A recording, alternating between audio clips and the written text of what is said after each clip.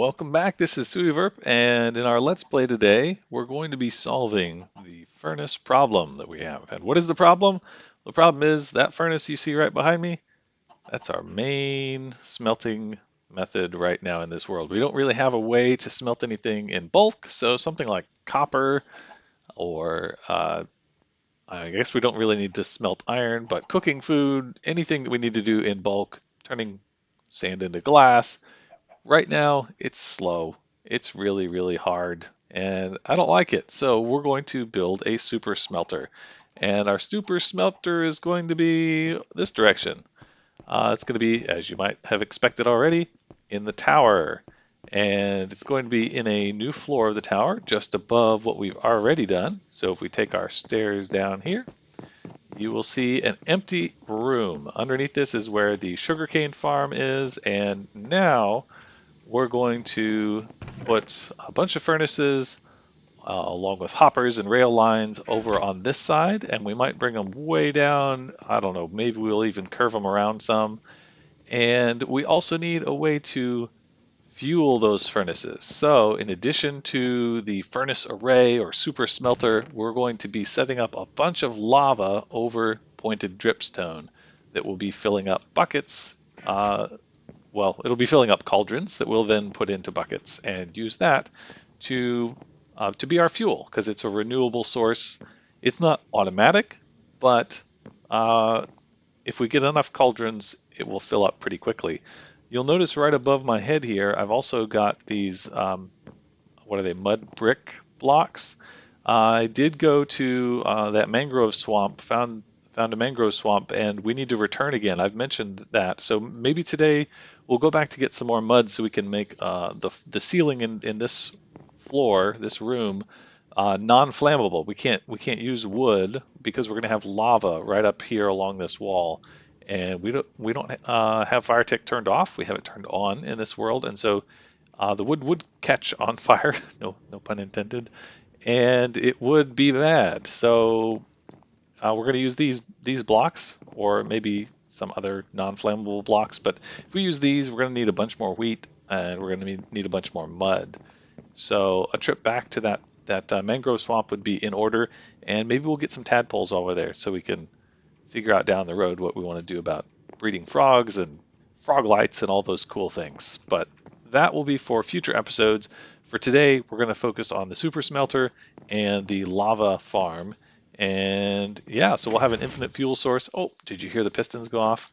Let's check on our sugarcane. We've got it running down here. Yeah, not too bad, not too bad. Just running for a little while we've been building up this next floor. So that's the plan. I'll be back with you in a little bit once I've got some thinking done on how I want to lay this out. I know that we will have a row of hoppers with some furnaces on top of those, and the hoppers going into the furnace from the top and into the back. So this will be the fuel, and this will be the smeltable items, and the hopper line to the bottom will be coming out into a chest, maybe down here, and then we'll direct all the output from underneath going into hoppers that then funnel into a chest. So that's the basic idea. We'll run rail lines over the top and over the back to deliver the fuel and the items that we want to smelt. And yeah, I think it would be nice on this side to maybe make a stack of chests that we can put the lava buckets in for the fuel and then have it run this direction. And then we'll sort of come in every once in a while, scoop up a bunch of buckets, drop them in the chests, and keep a good steady supply of fuel. Because if we have enough of a backlog, even though, in some people really don't like using lava in furnaces, especially if they're not always doing a lot of smelting, and that's because they see it as wasteful, right? If you have a lava bucket, it can smelt 100 items, and so what happens if you have, say 20 furnaces and each furnace only has 20 items in it? Then you've got that extra 80 per lava bucket that's just going to waste, because after those 20 items are smelted, you're done. But the fuel in there kind of keeps ticking on down, and it doesn't have anything to spin, so it's just wasted. On the other hand, uh, I don't really mind. We've got if we've got enough cauldrons and we've got enough buckets and we've got enough chests to put those buckets into, then it's okay. It's not a big deal. I'd rather do that than have to chop down a million trees just because we want to make it into charcoal or we want to turn it into slabs or other ways that sometimes people use to fuel their super smelters. And also, it would take an awful lot if we use something like bamboo. It would take an awful lot of bamboo to, like, that would be one where you wouldn't lose much, but we don't have that much space to make a gigantic bamboo farm that would then feed into a smelting system, and it would be a lot to set up. Whereas lava buckets, just some lava, some dripstone, some cauldrons, and you're done. We already have an iron farm for enough iron, so the buckets are not going to be a concern at all. And so I think that's the route we're going to go. All right, I'll bring you back in a little bit once I've got a little bit more, like I said, thinking done on how to set this up. Came over to visit with the villagers and noticed a set of signs over here. Looks like they've got, I don't know, put an offer in the chest, break sign to accept deal. They've got wanted sign for a 7x7 house for 7 diamonds. And in the chest, there we go. There's 7 diamonds readily available if we build a 7x7 house for them, I guess. It looks like they've marked out a spot here. That set of spruce logs, that's 3, 4, 5, 6, 7. Yeah, it looks square. 1, 2, 3, 4, 5, 4, 5, 6, 7. Yeah. Okay, so I guess they want a house right here. Could work on that. Wasn't what we were planning to do. Would like to focus on finishing the furnace array, the super smelter today. Oh, we have a classes. New villager. Or you lost your job. How'd you lose your job? Okay, so it must be the stonemason. Potato. You have the farmer here. He's still employed. Buying potatoes. That makes sense. Okay, well, I don't know how that happened. I thought we traded with that guy already. Knock, knock. Mason. Okay, so we've got a third villager. Mason the stonemason. That's just, there we go. Okay, 1, 2, 3 beds. That would explain it. I mean, I guess if you have room, maybe they don't have room. Maybe that's why they need the other house. I've never been in here before. Oh, this is the shop. Okay, cool. Well, nice little house you got here. Thanks for letting me visit. We'll have to come back and help you out sometime. Before we get back to building our furnace super smelter, I realize I'm running short on mud. So I want to get back to that swamp, collect some mud, and while we're there, I want to get some, not frogs themselves, those are a little bit harder to transport than tadpoles. So it's going to take a little bit of time because we have to breed the frogs, which then lay frog spawn, and then the frog spawn has to hatch into tadpoles, and those we can put in buckets, which are easy to transport. So we'll head over to the swamp, and I'll bring you back. It's a little bit of a boring flight to get over there, so cue the swamp montage.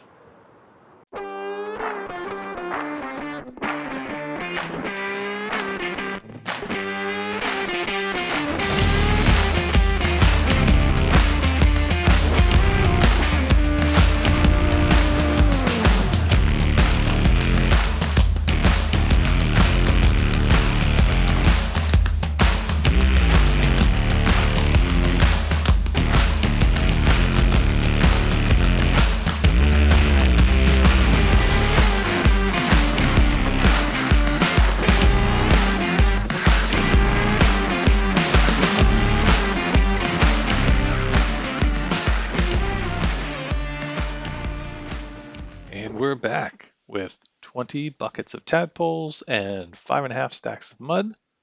Plenty of loot. Time to get back to building. So on the one side, we've got some lava cauldron setup that we're going to be working with. I have some pointed dripstone. I'm just going to show you here with one example. We're going to put the pointed dripstone underneath on the bottom side of this block. This is just some like quartz pillar that I got from the stonemason. And then on top of that, we're going to put a lava source block. So this one's got to be back over here in the corner. And I think it's only going to flow, what, like 4 blocks in the overworld here. So it doesn't matter that this is not capped off right now. Later on, we'll come back and clean this up. But flowing lava won't cut it for dripping lava in a cauldron. It's got to be a lava source. So that will work for the first spot. But then after we put in additional pointed drip zones underneath, we're going to need lava sources above them as well if we want the cauldrons to fill up with lava. And then I've added some glass right here to keep us from jumping up and accidentally climbing into the cauldrons, which can happen. Oftentimes when you're standing on top of the cauldron, you don't fall directly into it, but you can, like this. So now if this had lava in it, I would be taking burning damage. However, with the glass here, that's not going to be a concern because we won't be able to jump up. And we're then going to put cauldrons on this side as well with another line of these quartz pillar blocks. It doesn't have to be this, it could just be any non-flammable block. I believe it'll drip just fine through here, so we'll find out once we tried it for a little while. And then we'll put some more lava sources right here, and obviously, close those off with glass so they don't flow out. And that'll be the lava collection system, and it'll give us an infinite supply of lava. We'll just come through with buckets and pick it all up. Then we're going to throw those into this chest here, which are going to flow down into this chest, which will flow down into this minecart width chest. So at this point, now we've got a little block here where we can send the minecart off once. So to see where that goes, you hit the button, and it powers this rail, which sends it shooting off that direction. And we've got the beginnings of a furnace array super smelter over there, and it's going to come back. And if we just want to send it out once, then we can hit the button. If we want it to keep going, then we use the lever to keep this piece of powered rail lit up or powered on, and once it gets back, it's going to automatically get sent out again. So if we've got a bunch of lava buckets inside this minecart, then we can just keep sending it back and forth until it empties out. And when we're ready for it to sit here and collect some more, or if we can just let it run back and forth and just collect a few each time and drop more off. The thing with the lava buckets is once we get some into the furnace, it's going to be pretty quick. That once it's got the first one in there, it's going to take a long time. Actually, the opposite of being quick, for the next bucket to be needed, because it's got enough time to smelt 100 items at 10 seconds each. So you've got 1,000 seconds of burning time for that fuel. So what we're looking to do is fill up each of these hoppers with 5 buckets, and then have one more sitting inside of the furnace. And that'll give us a ton of fuel. So we won't need to, after we've got buckets, this will go through multiple cycles of smelting things before we need to refill them. But then we'll just pop over once in a while we're in the tower over here and grab some lava. Oh, awesome! Yeah, I like that. So if we grabbed this one here and we threw it into the top chest up here. Eventually, the idea would be to fill up this one and both hoppers, and so we have kind of an overflow, so we can send this one out, and it's just going to drop it into the first spot that it's got, which at the moment doesn't have a furnace. It's going to be this hopper right here, so it's just going to drop it right there. But we'll continue adding furnaces here, so another one there, another one there. So now this one should have our first lava bucket. And since we just hit the button, that cart stopped back over here. Now on the back side, this is the rail that's dropping all of our contents into the furnaces. It's our fuel line. And so at the end here, it's just powered on with some powered rails so that when it hits the solid block at the end of the wall, it just bounces back, since it never needs to stop at this end. However, this one that I just sent off by stepping on it, we do want to have running from this side. So we're kind of running the fuel line from one side and the input line from another side. So the input line, you throw the smeltable items in here or just directly into the chest. It depends on how much we have to smelt. But if we wanted to, we could pop this off here and stick a shulker box up there, and it would just gradually dump into this chest over time. And then we would flip the lever and it would send it off on its way. And the powered rail up here then gets it up the hill. And once it's up the hill, it just goes into the end of our line and then bumps into the solid block, which also has a powered rail next to it. And that sends it back to where it came from. Until we turn the lever off, it's just going to keep going back and forth and dropping items into these furnaces. Then next, I need to create a line of hoppers that are going to be facing one direction or another. I actually haven't decided yet where exactly I want the output chest to be, but all of the furnaces will be connected together and be feeding into a single line that sends into an output chest. That's the basic idea. It's pretty straightforward. I also have a temporary dripstone farm up here, so there's water up above the dripstone blocks, which are above the pointed dripstone. So that's going to grow extra pointed dripstone so that we have plenty for all of our dripstone needs. So that's the basic idea. Looks pretty functional, and we will, yeah, get it built out and come back in a little bit.